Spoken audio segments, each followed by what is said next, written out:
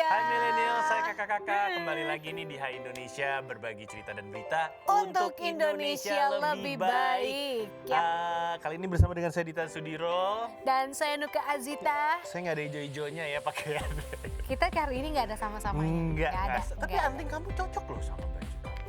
Oh, memang sengaja kan? Ini warna favorit kan? Oh, hijau. Iya, jadi Nuka tuh warna favoritnya adalah warna hijau. Hijau, what about hijau? Uang gitu, tapi kalau uang sukanya merah. Iya dong. Kalau bisa jangan yang hijau ngasihnya. Sukanya yang merah kalau dia. Itu lain hal. Ya Gitu. mirip-mirip dengan baju kamu gitu kalau Oh iya, uang. iya, merahnya mirip, bener. Iya. Bisa aja nih orang. Dia ngomongin uang, bukan pipinya yang merona atas. Kepalanya loh, gitu. Iya. Mana lagi kalau kita tuh seneng banget bisa balik. Kabar kalian kayak gimana? Mudah-mudahan selalu sehat menyaksikan kekonyolan kita berdua. Kok kita? Nuka, saya nggak konyol, saya tuh serius. Saya tuh selalu mencoba ingin mengupdate pemirsa, ingin mengupdate millennials Awas di dengan sebelah. dengan ilmu-ilmu yang bagus gitu Ya, kan. pokoknya informasi-informasi yang bisa bermanfaat buat kalian semua. Pokoknya tuh tugas kita deh yang ngasih ya. Ya, bener banget. Ngomong-ngomong jadi cerita nggak? Apa nih? Katanya mau cerita ke saya. Iya. Ceritain dong. Jadi Apa? gini. Akhir-akhir ini tuh mood aku tuh sering swing. Alah, dari dulu juga mood lo sering swing. Dari dulu mood berubah-ubah kan? Ya perempuan tuh hormon kan. Iya, dari dulu itu. Apalagi kalau lagi masa datang bulan tuh lebih parah. Heeh, Uncontrol, maksudnya nggak bisa dikontrol. asik. Ntar gue kok kayaknya sedih banget gitu ya. Nanti gue bisa seneng banget gitu. Cemas, susah tidur, insomnia. Basi lo kata pasti Dita mau ngomong kayak gitu ya kan. Itu udah sering. Marah-marah nggak jelas. Nah, itu apa lagi? Terus apa aku bipolar ya Tan? Kok lo mulai menilai lu jangan menilai diri sendiri. Agak bisa, aku tuh banyak denger kan selebgram. Iya, lagian lo kok bisa ngomong lebih bipolar kenapa? Iya karena melihat banyak di Instagram, di media sosial sekarang kayak selebgram tuh abis marah-marah terus minta maaf, abis itu dengan gampangnya Aku bipolar. maaf ya gitu guys, aku tuh ternyata mengidap bipolar. Terus abis itu jadi buat besok-besoknya kalau dia mau marah-marah seenaknya lagi sama netizen biar dimaafkan gitu. Nggak boleh gitu, Besti. Ya semua berhak bahagia kan Besti Iya. ya. Jangan gara-gara nggak karantina terus bilangnya bipolar Besti. Iya, jangan Besti. Kok gitu? Tapi jangan gampang percaya deh sama kata-kata yang Tapi benar kan? ada di. Oh, yang itu tadi terakhir bener, cuman Aku kan nggak menyebut siapa, enggak, tapi gue cuma buat semuanya. mau ngingetin sama lo bahwa lo jangan gampang percaya sama kata-kata yang ada Iya di sosial itu, media atau di makanya internet. dikit-dikit bipolar, dikit-dikit bilang, ih jangan-jangan lo bipolar ya gitu. Iya, karena nggak semua yang ada di internet tuh bener, kayak bipolaran tuh nggak Iya. 100% akurat gitu. Ya apalagi gue tuh belum pernah periksa sih ke psikolog atau mungkin ke psikiater, jadi kan belum tahu juga ya gitu. Cuman karena dengar dari media sosial banyak selebgram atau artis yang dengan gampangnya menyebut dirinya itu bipolar, jadi biar besok-besok gampang dimaafin kalau ada salah Nah, gitu. nih millennials ada nggak nih yang kayak Nuka kayak gini nih? Ngerasa jadi takut, insecure gitu, Yang kalau anxiety. ngerasain suatu keluhan penyakit suka langsung browsing di internet gitu, terus setelah baca informasi ini itu di internet langsung mendiagnosa diri sendiri, oh gue Iya. sakit ini. Gue takutnya ini gitu ya Ini kan harus ada diagnosis langsung sebenarnya dari profesional Nuka gitu. Iya sih. Tapi kalau lo kayaknya bipolar sih. Aja, tapi gue nggak terima gitu sih dibilang gitu kan. Serba salah ya. Aku sih normal sih sebenarnya. Hah? Oh ya normal, agak bipolarnya dikit gitu kan. Pokoknya yang jelas Kalau gue bipolar lu apa dong? enggak, gue enggak. Enggak. Gue biasa aja, gue nggak self diagnose. Oh lu biosolar? Bisa. Emang masih ada ya? Nggak tahu deh, asal sebut aja. Biosolar gue. masih ada. Iya. Tapi emang lo suka kadang-kadang marah-marah mendadak gitu, suka agak ngeganggu ya tiba-tiba. It's my dream mas, it's my dream not hers gitu. Gue agak Nggak keganggu gitu sih. juga sih gitu. Kalau gue marah pasti gue ada sebab. Gitu ya? Enggak juga kadang-kadang. Ah, iya kan gue nggak sepenuhnya cerita sama lu. Oh Yang- iya, yang membuat kadang-kadang gua kalau lo marah. lagi ada tamu bulanan marah-marah aja. Itu mah kayaknya semua perempuan. Gue sampai syutingnya takut, jangan nengok dulu, jangan nengok dulu.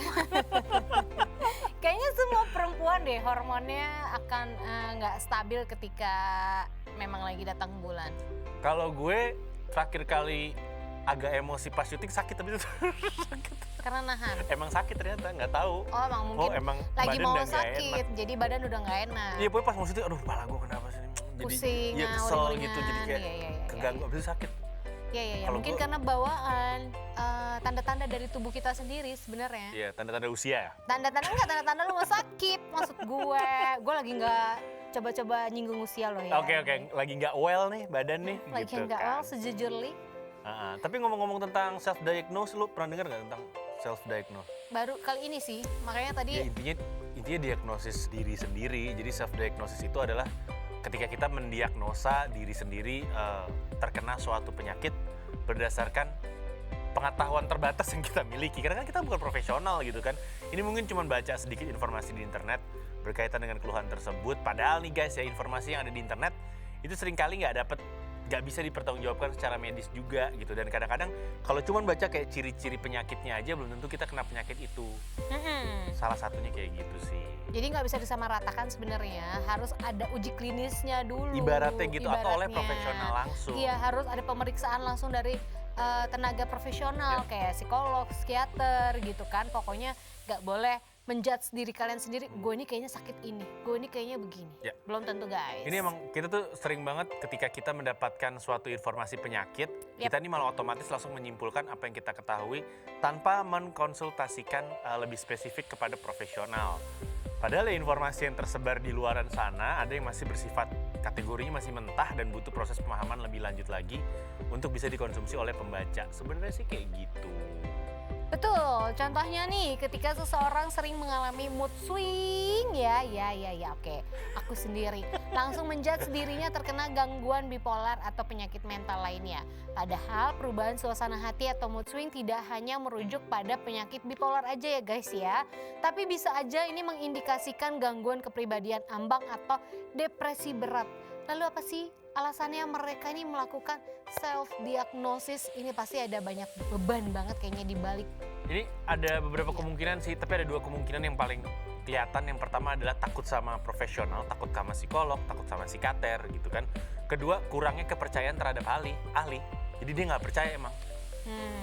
Gitu. Kok bisa sih takut ya? Padahal nggak semenyeramkan itu loh kita pergi ke psikolog atau ke psikiater. Karena mungkin banyak gini, takut trust issue atau mungkin trauma dengan orang-orang sekitar yang menganggap, oh lo ke psikiater, oh lo ke psikolog berarti lo ada gangguan jiwa dong. Iya dong, lo aneh. Padahal belum tentu guys. Banyak orang karena dia nggak bisa cerita ke siapa-siapa, nggak percaya, pakailah jasa ahli. Ya bener banget, makanya kalau alasan pertama takut sama psikolog itu karena mereka takut pada itu, takut jaga rahasianya bocor atau segala macam, takut apa yang dikatakan oleh psikolog tuh nggak sesuai sama mereka gitu kan, Atau takut tentang sama penyakitnya. omongan orang. Apa? Omongan orang. Ya bener gitu kan. Jadi orang menjudge dia. Makanya ini jangan-jangan nih gejala yang dirasakan ini merupakan penyakit yang fatal dan ternyata nggak bisa disembuhkan oleh ahli sekalipun. Makin parno kan? Iya makanya, ya kan. Nah lanjut yang kedua, kurangnya kepercayaan kepada psikolog ini. Sebabnya banyak yang percaya bahwa tenaga ahli sering melakukan malpraktek.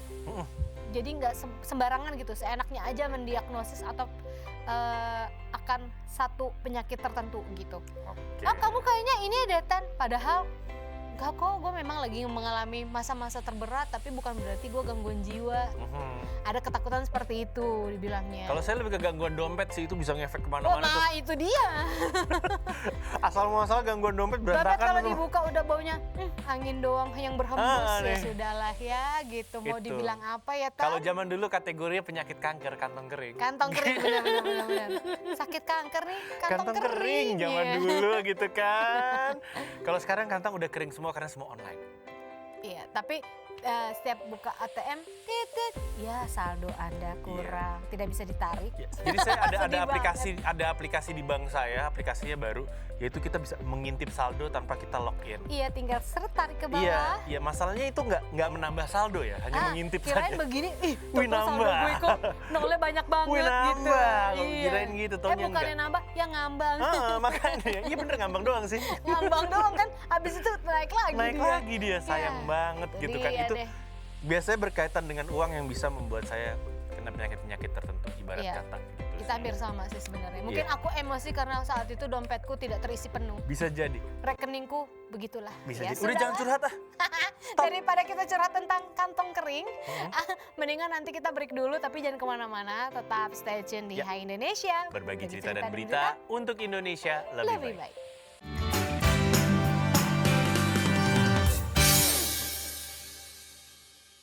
Kita kembali lagi di Hai Indonesia, berbagi cerita dan berita untuk Indonesia lebih baik. Masih barengan sama saya Ditan Sudiro, ada Nuka Aswita juga di sebelah saya. Dan kita balik nih ke topik kita self-diagnose. Kalau tadi di awal udah bahas apa itu self-diagnose atau diagnosa. Diri sendiri ya? Diagnosa diri sendiri, yaitu istilah yang digunakan ketika seseorang mendiagnosis penyakit yang sedang ia alami sendiri berdasarkan pencarian informasi secara mandiri tanpa berkonsultasi dengan profesional atau ahlinya. Berdasarkan Mister Google biasanya. Iya, atau enggak media sosial yang tadi aku bilang gitu kan. Nah, biasanya melakukan self-diagnosis ini memang tidak dilarang sih, tapi juga jangan dianjurkan ya guys. Karena banyak banget ahli mengungkapkan bahwa self-diagnosis justru cenderung membahayakan bagi kesehatan mental. Oleh karena itu, yuk mari kita mulai aja deh kenali ciri-ciri atau tanda dari self-diagnosis. Jangan-jangan kalian lagi mengalami nih. Bisa jadi. Ini salah satu tanda-tandanya adalah kalau kita panik ya. Jadi seseorang yang melakukan self-diagnosis ini cenderung akan mengalami kepanikan yang tidak seharusnya. Seseorang melakukan self-diagnosis lebih mudah baginya untuk mengasumsikan hal-hal buruk sehingga akan muncul kecemasan dan khawatiran yang tidak mendasar. Kondisi inilah yang bisa memicu stres dan justru akan berefek buruk bagi kondisi mental seorang. Aduh, jangan gue yang ini, jangan gue. Iya, panik kan. Terus ciri-ciri yang kedua biasanya menyangkal kesehatan mental. Oke. Ya, jadi ketika kalian melakukan self-diagnosis, sebenarnya kamu tuh tidak tahu pasti penyakit atau gangguan kesehatan mental apa sih yang sedang kamu alami, dan akhirnya kamu hanya menduga-duga nih hal yang belum tentu benar atau enggaknya. Nah, oleh sebab itu banyak yang memilih untuk menangkal gangguan kesehatan mental yang sedang dialami dan akhirnya menganggapnya sepele. Padahal jadi malah nggak dianggap ya? Iya, jadi sepele. Udahlah, lupain aja. Iya. Gitu. Padahal Padahal dia tahu dirinya udah nggak baik. Padahal itu penting gitu kan. Oke, poin selanjutnya apabila kita udah mulai tidak mau berkonsultasi dengan ahli. Karena kita ngerasa udah menemukan informasi dari hasil searching Mr. Google di internet ya. Orang yang melakukan self-diagnosa ini akan merasa nggak perlu lagi untuk konsultasi ke psikolog. Kondisi ini akan memicu timbulnya trust issue, isu kepercayaan kepada para psikolog karena mereka cenderung mempercayai internet ketimbang para ahli. Betul. Yang selanjutnya ciri-cirinya nih, kondisi kesehatan mental kalian yang makin parah. Nah, jadi salah satu resiko dari melakukan self-diagnose adalah kamu justru dapat memperparah kondisi kesehatan mental kalian ya. Dan ini terjadi karena kamu terlalu panik dan stres. Jadi bukannya mengobati masalah kesehatan mental yang sedang kamu alami atau bahkan kamu mendapatkan pengobatan yang salah jadinya. Dan setiap masalah kesehatan mental memiliki penanganan yang beda-beda dan lain loh ya. Ada yang bisa diatasi dengan terapi, ada pula yang akhirnya mungkin membutuhkan obat-obatan tertentu untuk diminum. Dan kelemahan dari self-diagnosis atau diagnosis sendiri untuk kita ya, kalian ini jadinya nggak benar-benar tahu penanganan yang tepat untuk masalah kesehatan mental kalian. Dan bisa jadi kalian juga salah langkah dengan menggunakan produk yang memiliki efek samping negatif. Iya benar-benar. Kayak hanya cuman minum ini deh biar kamu gak stres. Iya benar-benar bisa tuh. Iya, padahal belum tentu kan kamu kayak jadi gitu. Salah satu contohnya nih, contoh aja saya pernah, ini ada di komik lupa saya. Apa tuh? Komik Jepang pokoknya, saya lupa komik apa. Jadi intinya, kalau nggak salah Doraemon deh. Jadi dia Nobita, kalau nggak salah dia ngerasa, aku nih sulit tidur. Nobita kan jago tidur kan. Iya. Jadi tidur, dia ngerasa dia sulit tidur. Dia merasa bahwa dia harus minum obat tidur, padahal dia nggak capek aja. Karena dia kurang kegiatan. Karena dia seharian tidur terus, iya, jadi dia kan sulit malamnya tidur. nggak bisa tidur. Gitu. Masalahnya di situ gitu kan. Betul. Dan selanjutnya efeknya adalah kita jadi mengabaikan penyakit yang sebenarnya. Jadi gejala penyakit atau gangguan kesehatan mental yang belum tentu benar, ini bisa aja kita sedang mengalami yang namanya anxiety disorder. Tapi sebenarnya kita mengalami depresi major. Bisa jadi pula kebalikannya atau bahkan jangan bukan keduanya. Makanya saat kita melakukan diagnosa kepada diri kita sendiri atau self-diagnose, kita jadi nggak tahu sebenarnya penyakit atau gangguan kesehatan mental apa yang lagi kita alami gitu. Kita cuma bisa nebak-nebak atau menduga-duga hal yang belum tentu kebenarannya. Hal ini merupakan masalah karena dengan begitu kita jadi nggak bisa mendapatkan penanganan yang tepat. Itu yang penting itu kita dapat penanganan yang tepat soalnya. Betul, karena biar pas gitu ya. Ya. Karena kan porsinya beda-beda pengobatannya. Dan apa aja sih bahayanya yang tidak kita sadari dari melakukan diagnosis sendiri berdasarkan informasi di internet? Nah, kita akan kupas satu-satu. Yang pertama, resiko salah diagnosis. Itu Waduh, udah pasti. serem Ini banget. ini yang terseram sih, karena seperti yang sudah Nuke sebutkan tadi ya, menduga-duga penyakit secara mandiri beresiko buat salah diagnosis. Dan ini Nuke contohin semisal nih, kalian penyakit tumor otak, aduh amit-amit cabang bayi ya, kita nggak bisa mengidentifikasi penyakit tumor otak hanya berpegang pada informasi dari internet aja. Sebab harus ada prosedur pemeriksaan lebih mendalam yang dilakukan oleh dokter sampai bisa akhirnya mendiagnosis kalau itu benar tumor otak. Apalagi kalau kita gegabah mendiagnosis penyakit, akibatnya bisa fatal.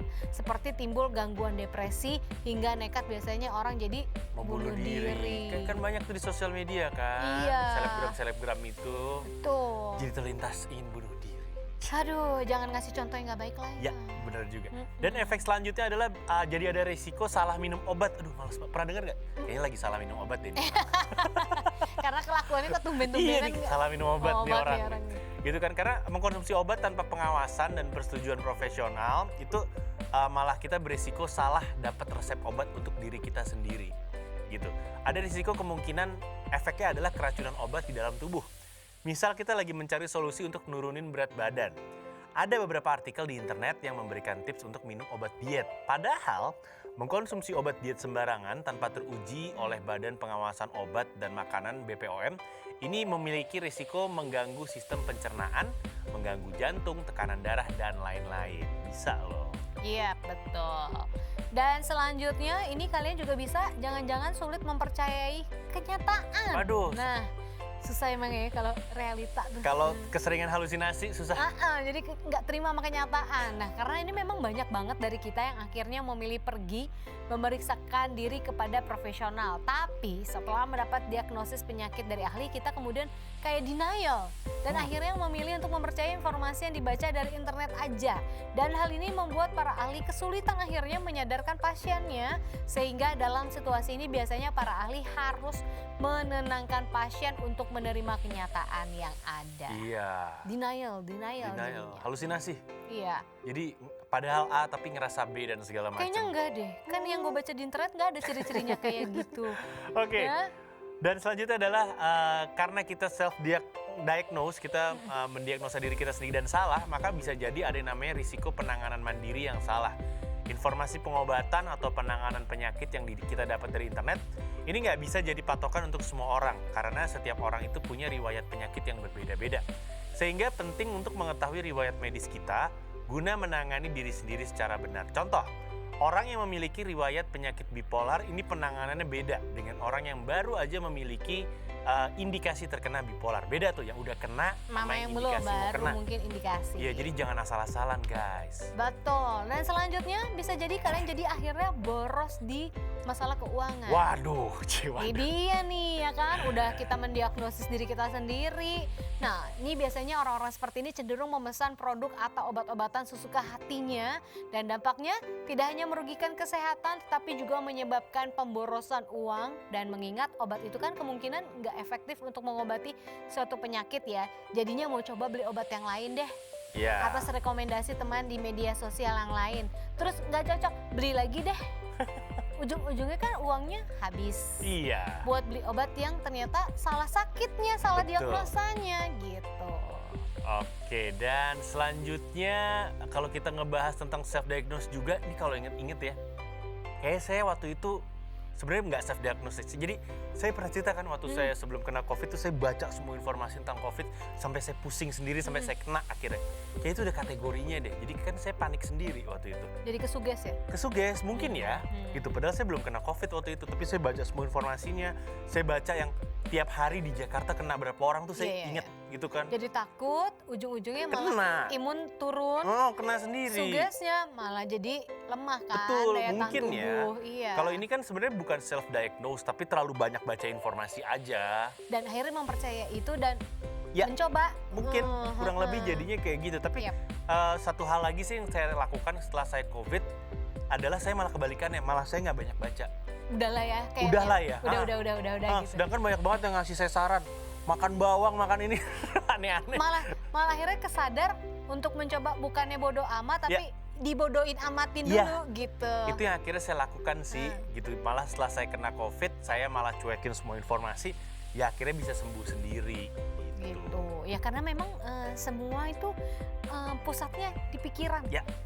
Pikiran yang bermain guys. Jadi jangan salah, kadang-kadang orang terkena sakit parah itu 70% efek dari pikiran. Efek dari kita banyak pikiran, nggak bisa diutarakan sama siapa-siapa, apa-apa mendam sendiri, jatuhnya jadi sakit gitu. Oke, sebenarnya gimana sih cara kita supaya bisa terhindar dari self diagnosa atau diagnosa diri sendiri? Kita bakal menarik. bahas abis break yang satu ini ya. Yap. Jadi di segmen selanjutnya kita bakal ngebahas, jangan kemana-mana, tetap di HI Indonesia. Berbagi cerita dan berita untuk Indonesia lebih baik.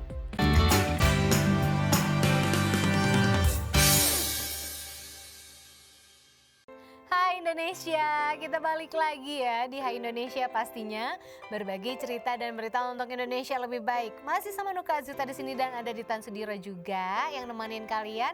Kita udah masuk segmen ketiga. Ya. Dan kalau tadi kan udah Ditan spill, Kita udah gimana janji ya. sih iya cara-caranya biar terhindar dari self diagnosis. Gitu. Aha. Apalagi tadi kita udah tahu dampaknya tuh nggak baik banget. Bener, ini jadi kalau kita ngomongin tentang cara bagaimana caranya supaya kita bisa Yap. terhindar dari self diagnosis atau diagnosa pribadi gitu kan. Ada beberapa cara yang bisa kita lakukan mulai dari sekarang untuk menghindari diagnosa diri sendiri agar tidak berujung bahaya. Ini dirangkum dari Psychology Today, NBC News dan juga Rethink My Therapy. Yang pertama adalah ini dia nih yang saya lakukan kemarin. Hindari mencari tahu penyakit berdasarkan gejala yang dialami dari internet. Ini yang saya alami untuk COVID kemarin. Iya, yang tadi kamu bilang kan, Yang kamu saya selalu ceritain. cari tahu. Hari ini udah berapa yang positif. Penyakitnya seperti apa, ciri-cirinya pusing sendiri ya. Ujung-ujungnya pusing tanpa dia sadarin, Kena. imunnya rendah jadinya, lemah. Oke, jadi intinya nggak selamanya kemudahan dalam hal teknologi ini membawa dampak positif. Salah satu hal yang kurang baik yang kerap terjadi karena mudahnya akses internet adalah self-diagnosis atau diagnosa diri sendiri ya. Bukan berarti kita dilarang untuk melakukannya, tetapi mencari tahu suatu penyakit berdasarkan gejala-gejala yang dirasakan ini bukanlah cara penanganan yang tepat. Bahkan, bukan nggak mungkin terjadi kesalahan penanganan yang bisa bikin gejala memburuk atau berakibat fatal. Aduh, jangan sampai deh. Tapi memang sebenarnya sih kita nggak nyalain 100%. Kadang memang mencari informasi di internet tuh dibutuhin ya. Tapi jadikan itu sebagai bekal dikit aja gitu ketika kamu mau memeriksakan diri ke dokter. Bukan berarti kamu harus full percaya gitu kan. Dan yang selanjutnya jangan jadikan selebritas tadi tuh. kayak tadi kan Yang kita karena bahas di kebanyakan awal banget ya. ngelihat selebgram atau tokoh-tokoh aktif penderita gangguan mental tertentu sebagai rujukan. Saat ini memang kalau ngomongin banyaknya selebriti yang berani terbuka dengan masalah kesehatan mental yang dialaminya sih cukup bagus ya. Mungkin maksudnya biar netizennya ini pada paham gitu dengan sakitnya. Tapi bukan berarti dengan mereka membagikan kisah perjuangan mereka melawan gangguan mental tertentu, ya jangan kalian anggap sama dengan nantinya kalian merasakan baru ada satu ciri aja. Oh, ini Wah, gua sama nih, Gitu. gua kayak dia nih. Bukan, harusnya memotivasi kalian untuk nggak berpikir yang sama dengan si selebgram atau tokoh-tokoh yang kalian kagumi itulah gitu kan. Oke. Karena memang terdapat pula nih tokoh fiksi yang dikisahkan punya suatu gangguan mental kayak misalkan di film atau Iya, apa. terus kita ngerasa kita sama nih kayak Iya, dia. jangan juga, apalagi film kan, itu fiksi guys. Jadi meskipun kalian mengalami gejala dengan keadaan yang sama dengan selebritas atau tokoh fiksi, nah itu belum tentu kalian juga mengalami gangguan mental yang sama. Jadi akan lebih baik kalian harus cek dulu masalah kesehatan kalian yang sendiri, jadi biar lebih tahu gitu. Ya, bener banget karena bukan berarti kita mengalami masalah kesehatan yang sama sama tadi tokoh tadi yang kita sebutin tadi kan. Gitu, dan intinya kalau kita ngomongin juga tentang self diagnose ini tentu aja ada suatu karya yang dibuat demi kepentingan hiburan kalau dikaitkan dengan tokoh-tokoh fiktif tersebut. Tadi, Jadi ya, betul. wajarlah kalau ada unsur dramatisasi Ya, kepada kan nggak seru penyakitnya. kan, Ya kan biar orang filmnya laku, iya, please biar filmnya lah. laku lah, gitu lah. Jangan dianggap sama gitu. Nah, lebih baik sama saran satu lagi sih lebih baik tidak mengikuti lebih baik tidak mengikuti tes-tes online terkait kesehatan mental kan suka ada gitu kan. Nah, kalau cuman iseng nggak apa-apa sih. saya juga pernah ikut. Tapi jangan percaya full 100%. Enggak, percaya yang positif tetep. aja gitu. Ada tes-tes online yang nggak apa-apa kalau mau iseng, itu sah-sah aja gitu. Tapi kalau hasil tesnya ini harus kita ingat belum tentu kredibel ya. Karena jangan sampai hasil tes tersebut dijadikan dasar diagnosa suatu gangguan mental. Itu yang nggak boleh dilakukan gitu kan. Karena selain kerap nggak jelas asal-usulnya, hasil dari tes-tes online kayak gitu tuh sebenarnya cuma berdasarkan gejala umum aja. Bukan gejala yang lebih spesifik tentang penyakit mental yang mungkin kita hadapi gitu. Betul. Nah, selanjutnya nih mungkin kalian jangan menganggap serius perkataan teman atau biasanya orang lain gitu kan, yang dengan mudahnya mengatakan kalau kamu nih mengidap gangguan mental tertentu. Kayaknya kamu Nuka mengidap bulimia deh. Ini lagi. Bulimia tuh yang habis makan dikeluarin bukan sih? Ya kalau gue dikeluarin lewat bawah, Oh iya benar-benar. bukan muntah. Biasa gitu kan dikeluarin dari atas. Kalau gue beo. Beo ya Beo, burung. Burung beo, habis makan keluar, ya Iya. beda lagi. Nah ini biasanya nih meskipun nggak bermaksud, tapi ada kala kan kadang-kadang teman ini dapat berperilaku toksik, mungkin toxic positivity bisa bilang tanpa mereka sadari ya. Jadi teman yang baik adalah teman yang akan menyarankan nih, mendorong kalian, bahkan menemani kalian untuk melakukan konsultasi dengan ahli kejiwaan bila memang dirasa itu perlu ya. Apalagi kalau kalian memang udah merasa kayaknya kesehatan mental gue kena, wah kena mental. Kalau kata Kena zaman- mental. Anak zaman sekarang gitu. Ini kena nih. mentalnya nih. Mungkin si Ayu kena mental. Kan biasa gitu kalau benerin handphone, oh ini IC-nya kena. Gitu. Iya. Kalau temen, oh ini mentalnya kena. Ada kru kita nih di sini depan saya banget orangnya, mungkin ini namanya Ayu. Kalau Ayu lagi udah pasti lu kena mental. Kena Ayo gue mental. temenin nih. Abis ini gue temenin ke psikolog ya. Kena mental Tapi nih emang gitu bener kan. harus ke profesional di bidang kejiwaan Iya. gitu kan. Karena jangan percaya dengan diagnosa ala-ala. Temen ya apa. Maksudnya gini, Ah. kayaknya lu ini deh. Terus lu jadi insecure sendiri Jadi kan kebawa. ujung-ujungnya. Jadi kebawa deh. Oke, dan apabila ngerasa punya gangguan mental tertentu, mendingan langsung periksakan diri aja karena nggak selamanya semua masalah itu kita bisa atasi sendiri. Begitu juga dengan masalah kesehatan mental, bukan berarti lemah, tapi sebenarnya ini niatnya adalah mencari pertolongan ahli gitu kan. Nah, makanya apabila kita merasakan suatu masalah kesehatan mental, ini adalah satu langkah besar untuk kesembuhan kita kalau kita minta tolong para ahli dan jangan takut dianggap gila. Karena kesehatan kita jauh lebih penting daripada segala macam omongan-omongan orang lain.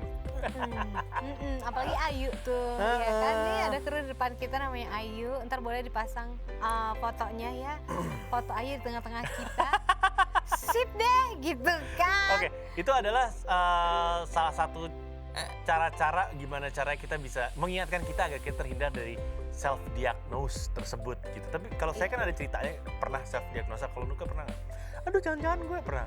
Kayak berat badan gue nambah deh gitu pernah. Iya itu mah udah pasti ya. Ngaca sedikit gini, kayak gue gendutan deh. Nah, Kayaknya ini deh. itu udah contoh tuh self diagnose tuh. Padahal itu kenyataan nih kalau itu. Iya. Kok Kalau ini itu kenyataan. cewek-cewek kan suka gitu buka kaca.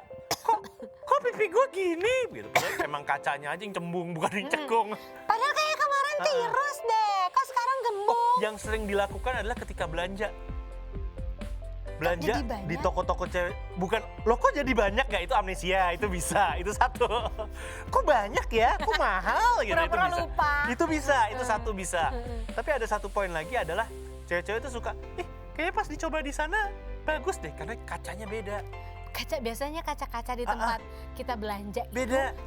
ini Cekung. beneran efek Cekung. itu bisa bikin kita kurus, Ah, ya kan? Tapi efeknya giliran beda. ngaca di rumah, Iya pret ya kan. kenapa begini nih baju? Iya, Tadi kok kayaknya bajunya gue jadi langsing, gini? ya Iya. kan? Emang kadang-kadang ada kayak gitu ya, kaca Enggak, yang emang bikin- banyak, bukan Iya, kadang-kadang, iya, emang iya, banyak. iya, biar kita tuh akhirnya beli, Iya, kita Iya pede. kan? Ini bagus nih gue. sampai rumah, Pret. ya kok bleber. Iya, bener banget. Bisa banget kayak Lagi-lagi, gitu. ya kan. Tapi nggak usah lah kalau kita memang dasarnya harus percaya diri dulu sih sebenarnya. Jadi kita bisa menghindari nih trust issue yang datangnya dari teman, dari orang-orang sekitar Dari yang belum lingkungan kenal sekitar. kita. Iya, karena itu kadang-kadang berpengaruh loh. Karena kan kita nganggap teman sendiri aja ngomong kayak gitu, Gimana bener yang nggak lain? sih? Iya, Gitu bener. kan. Jadinya gampang percaya, kesuges ujung-ujungnya bukannya ke dokter kayak tadi kalian habis duit aja, cuman buat beli Karena barang-barang diagnosanya atau salah ya. iya diagnosanya salah, Oke. padahal belum tentu. Jadi lagi-lagi kita mau ngingetin apabila misalnya nih millennials ngerasa memiliki suatu masalah di kesehatan mentalnya. Yep. jangan menduga-duga, apalagi melakukan diagnosa pribadi self-diagnose, karena ini belum tentu akurat gitu kan. Jadi melainkan mendingan langsung periksakan diri aja ke ahli. Bener deh ya. Daripada uangnya kalian bolak-balik beli Buang-buang. obat yang belum tentu itu kalian sakit, mendingan gak apa-apa langsung uangnya buat tenaga ahli, tapi kan habis itu kalian tahu. Ya.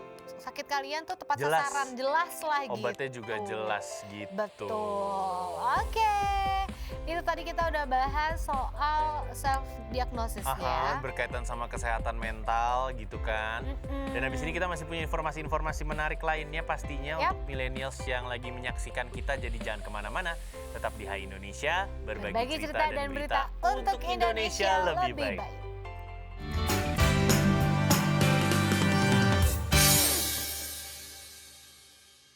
Hai Indonesia. Hai milenial, ketemu lagi kita balik lagi di Hai Indonesia, berbagi cerita dan berita Untuk Indonesia lebih baik. Yap. Ini kalau memperhatikan Nuke hari ini gitu. Aku udah mirip kayak Lisa Blackpink belum, abis itu gue langsung ditimpuk sama fansnya Lisa. Lebih ke Anggun C. Sasmi, Niki Enggak dong, Astria, mana ada Anggun C. Sasmi Mel rambutnya Shandi. kayak gini, enggak. Kamu kalau pakai poni Mel Shandi dulu, ada penyanyi 90-an. Enggak. Aku masih muda kok, aku masih muda. Lebih baik aku nggak apa-apa ada dimirip-mirip Lisa Blackpink aja. Maunya kata Mau lu dia gitu kan. Tapi ngomong-ngomong Lisa Blackpink, wah keren banget nih orang. Blackpink, tenet. Enggak lagunya yang Money. Lagunya dia yang Gua cuma sendiri. tahu tuh. yang ini. Money. Oh, terus Bukan yang money, bukan. It's all about the money. Ternyata keren ya, dari Lisa Blackpink ini terpilih jadi wanita tercantik di dunia, guys. Oke, ini jadi setiap tahunnya ada TC Chandler yang rutin mengupload daftar perempuan tercantik dan pria-pria tertampan di dunia setiap akhir tahun, menjelang akhir tahun ya. Nah ini udah keluar nih listnya. Di akhir tahun 2021 kemarin, TC Chandler merilis daftar wanita tercantik di dunia. Dan ya, kali ini Lisa Blackpink menjadi pemenangnya ya. Dia menjadi pemenang kategori wanita tercantik di dunia. Info ini diketahui lewat uploadan akun YouTube resmi dari TC Chandler pada Selasa 28 Desember 2021 yang lalu yang bertajuk The 100 Most Beautiful Faces of 2021. Pemilik nama asli Lalisa Manoban, serius nama asli Lalisa Manoban. Orang Sumatera. Kayak orang Manado, tau nggak? Iya, Manado Sumatera. Bener nggak sih dia ada campuran Manadonya? Oh Dia nggak? nggak ada Sumateranya ya, mungkin Thailand. Oh Pantas namanya Sulawesi. agak sama, kan kita tetangga. Manoban ya, karena ini Manoban kalau kita punya Manopo. Oh iya, Manopo. nggak ini soal Manoban nih, kalau Lalisa Manoban nih kalau Sumatera nih Eda Lisa. Eda Lisa panggilannya ya kan. Bata kali kau. Kok minta sana ke Eda Lisa gitu. Eda atau Ito Lisa mau kemana? Ito Iya, Lisa. Ito Makanya. Lisa. Mau kemana kau Iya, Ito? Ito Lisa Manoban itu kan. Iya, Manoban. Dia ternyata Kenapa udah kau tak ajak-ajak aku lah? Ini Lalisa Manoban Keluar ternyata aku. sudah 6 kali masuk ke dalam daftar wanita tercantik di dunia Wow. versi TC Chandler ya. Keren sih Dan dia. tahun lalu Lisa Blackpink berada di posisi kedua, dan kini pelantun lagu berjudul Lalisa itu berhasil meraih peringkat pertama sebagai wanita tercantik di dunia. Yap, dan katanya nih dalam keterangan yang disampaikan melalui kanal YouTube TC Chandler ini, pihak TC Chandler menyebutkan daftar tersebut disusun bukan berdasarkan popularitas aja ya. Jadi lebih dari itu, pihaknya bertujuan untuk memperluas opini publik tentang arti kecantikan tuh apa sih, dan beberapa kriteria yang harus dipenuhi mereka yang dianggap cantik antara lain keanggunan, terus mereka punya elegan, orisinalitas. Jadi mukanya mungkin nggak yang operasi banget gitu ya. Terus brave atau mungkin punya keberanian, semangat dan keceriaan. Jadi selain dikenal sebagai penyanyi grup Blackpink dan solois, Lisa sendiri juga didapuk menjadi model dan brand ambassador berbagai produk fashion ternama dunia, salah satunya Celine. Produk Celine ya. Celine. Oke, dan selain Lisa Blackpink, ini Harus gitu ya. Harus kan gitu. tenet. Terus Blackpink gitu. Iya. Lu Jadi kayak orang selain- Sunda lagi ngomong. Selain Lisa Blackpink gitu kan, ini ada 5 nama artis Indonesia yang berhasil masuk ke dalam daftar The 100 Most Beautiful Face of 2021. Yakni yang pertama ada, serius Ayu Ting Ting? Bukan Nuka Azita. Apaan lo? Ayu Ting Ting? Kok Ayu Ting Ting pertama? Ada 5. Ada 5 Ayu Ting Ting. Aku Mau, masuk. Maudy Ayunda, Dita Karang oke, dengan perubahan sekarang udah lihat belum Dita Karang? Belum. Cakep sekarang. Bener. Emang cakep dia. Iya Dibanding bener. Ayu Ting Ting? Iya, beda perawatan. Ada Sandrina Michelle siapa ya? Sandrina Michelle. Dan ada juga Lyodra Ginting. Wow, Lyodra. Oh, ini pemain bulu tangkis. Gue tabok lu ya. Bukan. Sini suka kalau itu. Sini suka Ginting beda. Beda Ini- lagi, ini jebolan idol dulu nih. Serius? Oh, lu tahu ya? Oke. Iya, pemenang pertama Indonesian Idol. No, pemenang pertama Indonesian Idol itu Delon. Ye, beneran. Delon sama Dirli. Bukan ya? Ihsan ya? Ihsan. Oh, 2019 kita mau. Ini tahunnya belum Beda lama, nih. Jong. Ini Kalau tahunnya yang belum pertama tuh lama. Delon setahu Gua gua. nggak ngomongin yang pertama. Oh, iya, Gua oke. bilang dia ini pemenang pertama Indonesian Idol. Yang kemarin. Iya, yang baru-baru ini. Nah, ini mereka berhasil menembus top 10 wanita tercantik di dunia. Wow. Dan juara Indonesian Idol 2020. Iya kan gue bilang kemarin. Ini berada di urutan ke-8 The 100 Most Beautiful Faces of 2021. Emang cakep bener? Orang Batak kok. Oh, oke. Peringkat Lyodra ini mengalahkan Jennie Blackpink dan juga Rose Blackpink. Aye. Ya. Nah, sementara itu untuk Maudy Ayunda berada di peringkat 52. Wow, Dita Karang ada di peringkat 74 dan Ayu Ting Ting ada di peringkat 81 dan Sandrina Michelle ada di peringkat 94. Saya ingetnya itu pembawa berita Sandrina Malakiano. Beda lagi, Cak. Itu Italiano loh ternyata Malakiano. Iya, Saya pikir orang mana? udah nggak kelihatan ya? Udah gak kelihatan, udah gak aktif dia. Betul, ya. Tuh, oke. Dan selanjutnya ini kita ngomongin tentang layar lebar, layar tancap. Layar tancap. Ke film-film. Marvel mempersiapkan 5 film yang bakal dirilis di tahun 2022. Ya, karena belakangan emang film-film di bioskop ini kan mulai lagi nih dilirik ya kan setelah pandemi. Ya. Itu kemarin mati suri perfilman di dunia ya, hampa banget deh. Nah, sekarang mulai lagi nih, apalagi ada film Spider-Man No Way Home. Ini mampu ternyata menarik antusias luar biasa dari masyarakat untuk menyaksikan film di bioskop. Dan menyambut tahun baru kemarin nih, 2022, Marvel Studio telah menyiapkan film-film menarik untuk bisa kita tonton guys. Ya. Termasuk salah satunya ada film apa? Spider-Man Into the Spider-Verse 2. Wow. Ini udah ditunggu-tunggu banget di tahun 2022 dan selain film Spider-Man No Way Home, Marvel juga telah menyiapkan kejutan untuk film-film yang akan dirilis di tahun 2022 ini. Nih, catat ya jadwalnya ya. Yang pertama adalah film berjudul Morbius. Ini bukannya Morpheus musuhnya Matrix, beda kali ya? Enggak, itu Morpheus, ini Morbius. Tahun 2022 ini akan dibuka oleh Marvel dengan film berjudul Morbius. Ini bakal tayang pada 28 Januari 2022. Tokoh Michael Morbius ini akan diperankan oleh Jared Leto. Wow, yang sebelumnya sempat berperan sebagai Joker juga. Dan sosok Morbius ini digambarkan sebagai seorang yang mengidap kelainan darah langka sejak kecil. Dan hal ini membuat dia sering mendapatkan bully atau perundungan dari teman-temannya. Nah, ketika sedang berusaha menyembuhkan penyakit aneh yang dideritanya, ternyata proses penyembuhannya justru membuatnya berubah menjadi sosok vampir yang menyeramkan. Oke, menarik ya. Ini apalagi Marvelnya vampir. hampir tumben-tumbenan. Makanya. Ya kan? Terus selanjutnya ada film Doctor Strange 2 in the Multiverse of Madness. Nah, ini film sequel dari Doctor Strange 2 in the Multiverse of Madness juga ya.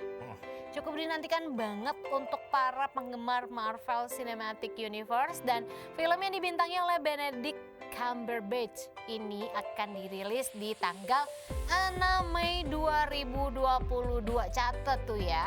Jadi di sini dikisahkan Doctor Strange akan menghadapi berbagai kesulitan setelah dia melakukan penelitian lebih mendalam mengenai Time Stone.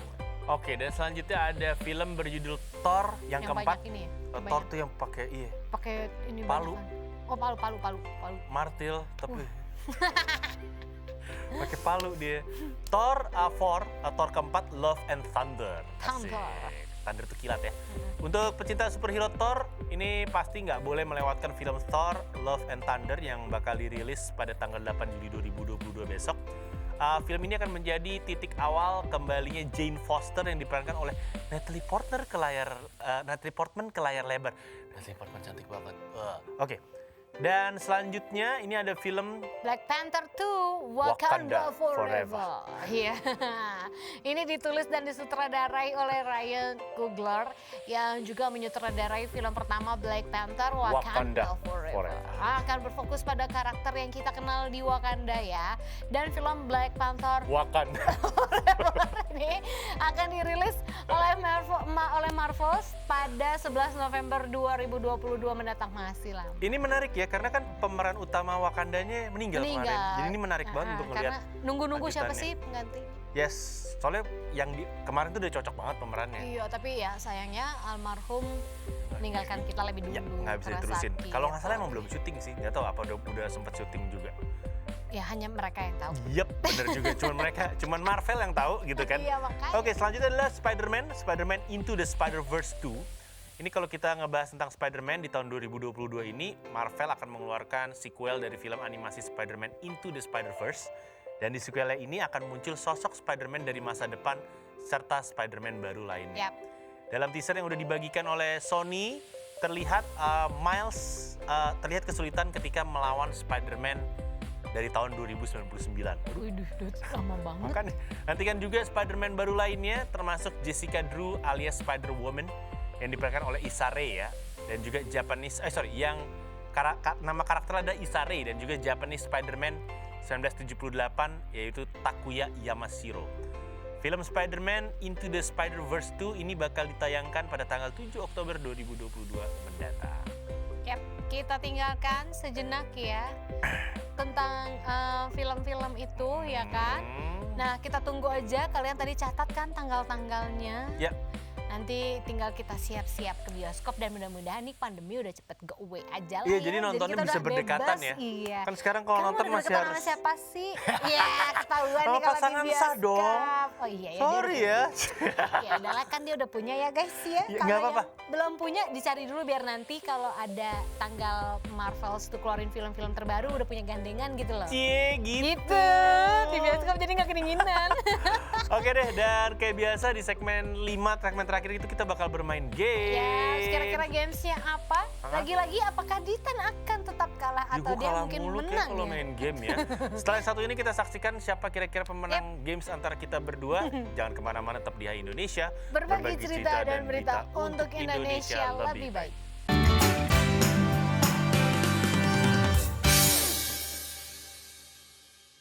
Kita kembali lagi di Hai Indonesia, berbagi cerita dan berita untuk Indonesia lebih baik. Ada saya Ditan Sudiro dan ada Nuka Aswita juga. Dan kita berdua sudah bersiap untuk bermain game. Ya, kira-kira apa? Oh, masih tebak-tebakan sih, nanti siapa cepat dia Dapat. jawab ya. Pokoknya kita tunjuk tangan yang bisa. Nah, hukumannya kita nggak tahu nih apa nih kali ini. Oke. Oke, yang pertama. Silakan Quiz Master. Hah? Angkat tangan ya. Oh, gua. Hamtaro. Kita tebak kartun. Kelar dah gua. Kita tebak gambar kartun. Iya, episode kali ini kelar dah gua, kelar. Film kedua.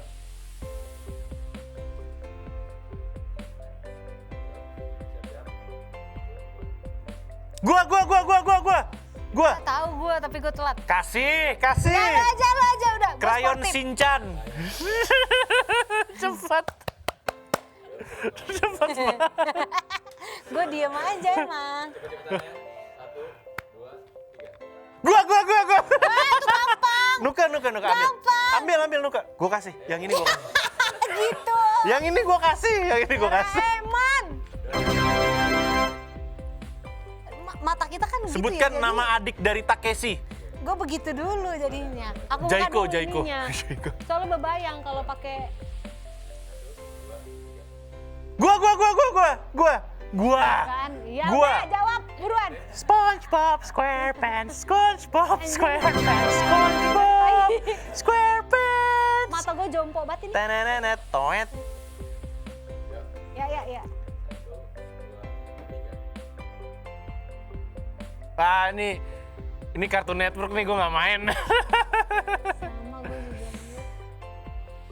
Bukan Rugrats nih. Gue lebih nggak tahu lagi. Gak tahu gue. Dia punya satu alat tulis zaman dulu yang ajaib. Chalk ya. Nama filmnya apa? Chalk Zone. Gue emang kagak Tetep tahu. Tetep tahu. komik gue. Gue nggak pernah nonton sih. Enggak, gue emang kagak ini. Ya udah ini rasanya jadi gue, biar kau rasakan. Gue sekarang kasih clue ya. Oke. Ini clue-nya pemeran utamanya dia punya senjata. Jepang kan. Ambil Nuka. Gak tau lo, gua. Ninja Hattori ya? Iya, kasih. Gue mencernanya tuh karena dari mata. Mendaki gunung, Itu kecil. lewati lembah, Gua harus yang itu sungai apa? mengalir deras. Jarak jauh lagi kan. Mohon maaf nih. Udah dah gue kalah aja udah. Gua. Rugrats. Bukan. Nggak tahu gua nih. Gue gambarnya jelas aja kagak. Channelnya Cartoon Network nih. Kagak jelas di mata Gue tahu tapi nggak tahu judulnya. Ada clue nggak? Lu Lafal. Iya. Oh iya ya Arnold ya. Oh iya. Nggak ada yang bisa. Nggak ada yang dapet ya. Iya nggak jelas emang bocah ya.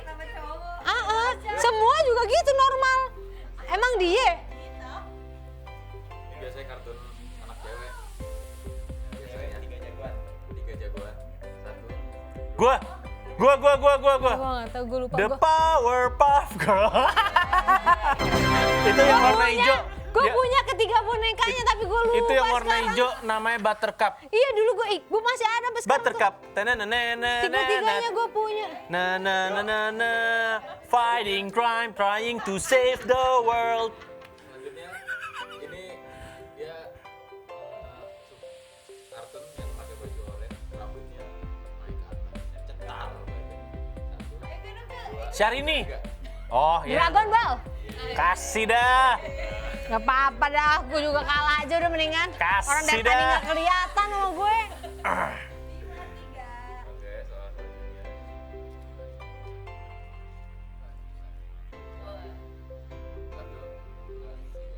Gua. Sailor Moon.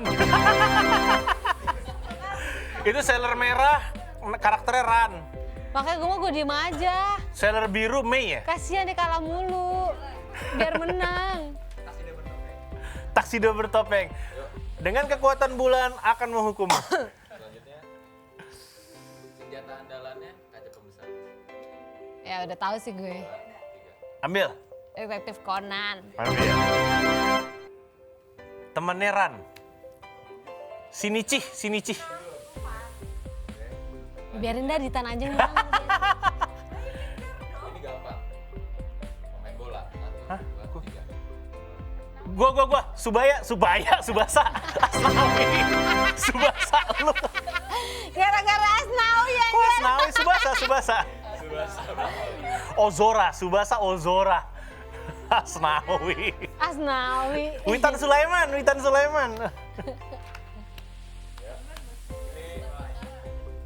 batang kara. 1, 2, 3. Hachi. Gak tau gue ini.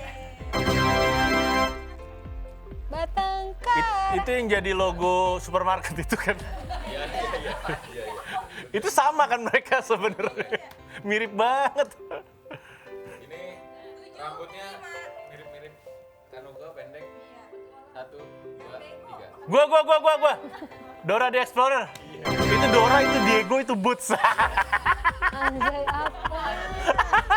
Biarin dah kali ini, biar happy dia. Ini selanjutnya. Dalam film ini ada kekuatan yang berasal dari Udah lu jawab tan, gue nggak tahu. Gak tau gue. Lu kata Nabi Musa. Gue tahu tapi nggak tahu judulnya. Iya. Pasti Avatar ya, ada filmnya kan? Film Ini manusianya. kata gue bego dah komik. Ya terakhir ya. Sportif gue mah. Ini bonekanya banyak nih biasanya dijual. 1, 2, 3. Kita total Jawab Tan. Marsupilami. Yang buntutnya panjang.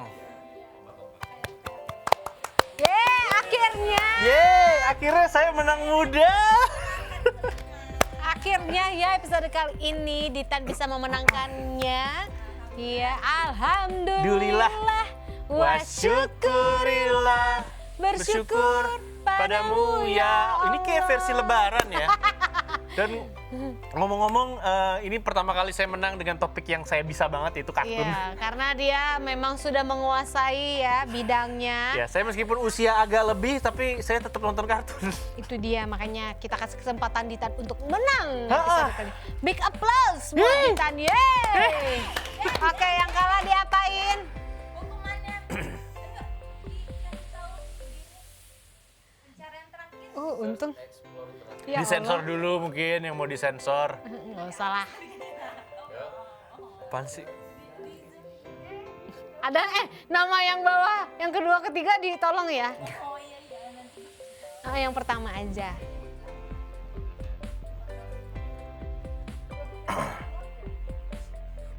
Dark mode. Handphone gua dark mode. Kelihatan nggak? Itu yang kedua ketiga tolong ya. Yang pertama aja ya. Yang kedua ketiga tolong di blur itu, tolong. Bisa hancur dunia Bukannya persilatan. bisa langsung di X aja hapus. Kan ini udah keburu. Oh, iya. Iya. Dah, yeay! Yeay! Kelar kita. Thank you banget guys, saya senang kali ini saya menang. Jangan lupa 6M-nya. Akhirnya ya. 6M guys, jangan lupa menggunakan masker, mencuci tangan, menjauhi kerumunan, mengurangi mobilitas. Apa lagi 5? Menjaga jarak. Menjaga jarak tuh ketiga tadi. Iya, sama membatasi makan bersama ya. Kalau mau bersama disahkan dulu. Jangan buffalo gathering nggak baik Betul. gitu kan. Saya Ditan Sudiro pamit undur diri. Saya Nuka Azita beserta tim yang bertugas hari ini juga kita pamit undur diri sampai berjumpa di next episode dari Ya. Hai Indonesia. Berbagi cerita dan berita untuk Indonesia lebih baik hanya di mata milenial. Indonesia TV, matanya Indonesia. Bye bye. Yeay. Siapa sih yang kedua tiga penasaran gue lihat tuh. Jangan.